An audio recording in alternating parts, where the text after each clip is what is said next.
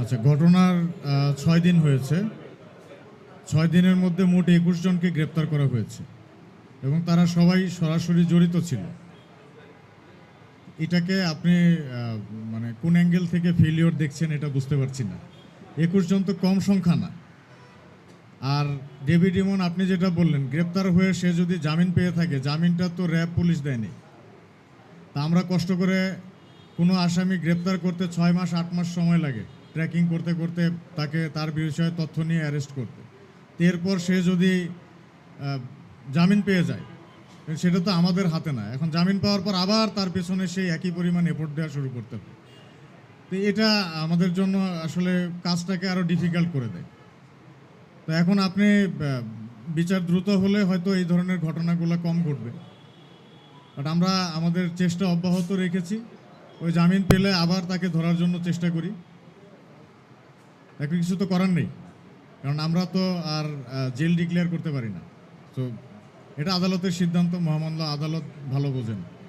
নাম শোনা যায় শুধু, তো শোনা যায় দুবাইতে আছে, কেউ বলে ইন্ডিয়াতে আছে। তো এটা অনেকটা জুজুবুরির মতো হয়ে গেছে। বড় সাজ্জাদ নেই আসলে। এই যে গল্প বলে সে থাকলে দেশে আসতো। তো বড় সাজ্জাদকে বাদ দিতে পারেন, নাম ভাঙিয়ে খাচ্ছে বাকিরা। ছোট সাজ্জাদ যে ছিল এককালে, তো অনেক বছর ধরে যে দেশেই আসতে পারে না, তো সেই সন্ত্রাসীকে নিয়ে আসলে এত কনসার্ন হওয়ার তো কোনো কারণ দেখি না।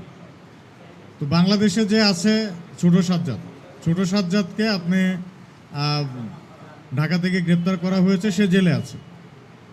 তো এরপরে বাকি যারা আছে এরা আরও ছোট ছোট লেভেলের ছিল।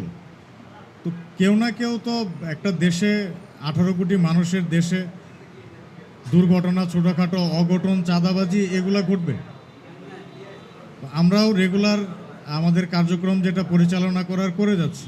আমাদের গ্রেপ্তারের সংখ্যা তো অনেক, কিন্তু তারপরেও সংখ্যাটা, এই দেশে যে পরিমাণ অপরাধ হয় সেই পরিমাণ আসামি যদি আপনারা বলেন আমরা সবাই মিলে একদিনে যদি গ্রেপ্তার করি, বাংলাদেশে যে পরিমাণ জেলখানা আছে এগুলোতে জায়গা হবে না।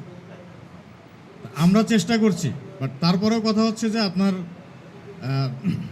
মামলা বাংলাদেশের কোর্টগুলোতে আপনারা জানেন যে লক্ষ লক্ষ মামলা পেন্ডিং হয়ে আছে, যে কারণে মামলার ডেটগুলো দেরিতে আসার কারণে এই সুযোগে বা বিভিন্ন কারণে হয়তো আদালত থেকে তাদেরকে জামিন দিয়ে দেওয়া হচ্ছে। বাট এই ক্ষেত্রে আমরা আদালতের কাছে একটা অনুরোধ রাখতে পারি যে যেই ব্যক্তি বাইরে এসে জামিনে এসে আবার অপরাধ করার প্রবণতা আছে, তাদেরকে যদি জামিন না দেয়, সেই ক্ষেত্রে আমাদের এই অপরাধ প্রবণতাটা আরও কমে আসবে। আর আমরা আমাদের পক্ষ থেকে সর্বোচ্চ চেষ্টা করছি, আপনারা সহায়তা করছেন, এই সহায়তা জারি রাখেন। আর আরও কোনো তথ্য যদি থেকে থাকে, যে একজন বললেন যে যোগাযোগ হয় কার সাথে, তো এরকম যদি যোগাযোগ থাকে এটা আমাদেরকে জানান, সেক্ষেত্রে আমরা কাজটা আর একটু সহজে করতে পারি। একজন লোক যখন বছরের পর বছর দেশে থাকে না, কেউ তাকে কাউন্টের মধ্যে ধরে না। এগুলো অডিও দিয়ে হয়তো একটা সিন ক্রিয়েট করা, একটা ভিডিও, একটা সন্ত্রাসী আবহ তৈরি করছে, যে বিশাল ওই টিভি সিনেমার মতো দুবাই থেকে গডফাদার বসে আদেশ দিচ্ছে।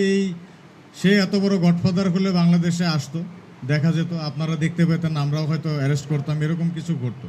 আর যে দীর্ঘ একটা সময় ধরে দেশে থাকে না, তাকে দেশে যারা আছে তারা কাউন্টের মধ্যে নেবে না। হয়তো নাম ভাঙানোর জন্য কিছু কিছু ক্ষেত্রে ভাঙাচ্ছে। আর এখন আসলে আপনারা কে দেখেছেন লাস্ট কবে বড় সাজ্জাদকে দেখা গিয়েছে?